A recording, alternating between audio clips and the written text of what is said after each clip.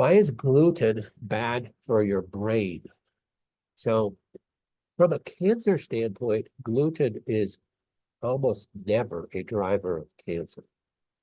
However, gluten can be a driver of inflammation.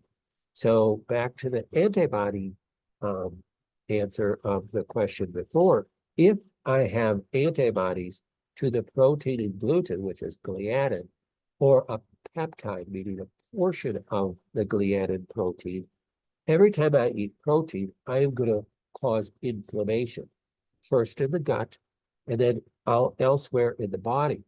So gluten has, in your intestinal tract, you have gluteal morphine receptors that fire back to the brain. You also have caseomorphine receptors that fire back to the brain that have to do with dairy. Casein is the protein in dairy. Gliadin is the protein in gluten. So if you have antibodies to gluten or casein, you will fire back into the brain and you'll cause an inflammatory process in the brain. That's why gluten and dairy can be bad for your brain because it can cause that inflammation in the brain. Heard any of my videos, I've always said inflammation in the gut equals inflammation in the brain because of these connections.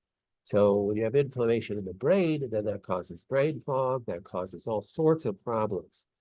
Now, a person who has had head trauma, let's say they've had post-concussive syndrome, let's say they've had Lyme disease that crossed the blood-brain barrier. Let's say they had vaccine injury that has crossed the blood-brain barrier. Let's say they had brain cancer or a tumor. So they already have some other source of damage to the brain slash inflammation of the brain slash microglial cell priming slash antibodies to neural tissue for the brain, the upper motor neuron system. Any of those things are present or have been present in the past. Eating anything that could be causing inflammation in the gut, not even gluten or dairy per se, anything else that you may have antibodies against, you're causing inflammation in the gut. You can cause inflammation in the brain as well. That's why anybody that has those things really should do a Cyrex 10, really a 3X Cyrex array 3X, Cyrex array 4, and Cyrex array 10 would be good.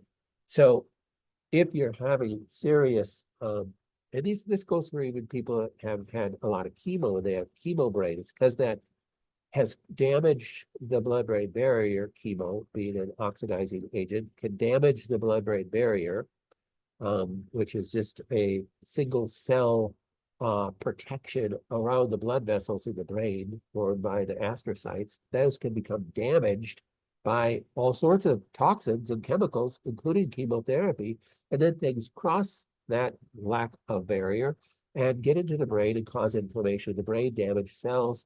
The most commonly damaged cells in the brain are these microglial cells, and they can become damaged, what is called primed, and those can be just a source of constant inflammation. And again, worst case scenario is that you end up developing antibodies against neural tissue, brain tissue. And then you have a problem because you're basically set up for, you have basically an autoimmune disease in the brain, and you're set up for destruction of neural tissue whenever you have antibodies against. So every time you eat anything that's going to cause inflammation, or you're exposed to things that cause inflammation, or you have inflammation even from exposure to a virus, or you get a cold, you're going to damage that which you have antibodies against first. And if it's to neural tissue, you're going to have issues. So gluten can be a bad player, but a lot of foods can be a bad player. But so you want to test for those. That's why you would test for foods. Oh, what am I dealing with that for? I have breast cancer, because you don't want other forms of inflammation that take, energy, you could say, away from your immune system that you're trying to kill this cancer. So can be wise to test for those. That's why I give you guys access to the autoimmune course. Well, I don't have autoimmune disease. I have cancer. I'm trying to deal with that. Yeah. So still, you have comorbidities that decrease your body's ability to be able to kill cancer.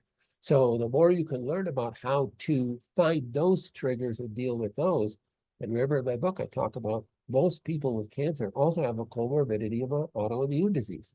So understanding that can be very helpful in your cause to combat, cancer as well. So don't neglect that.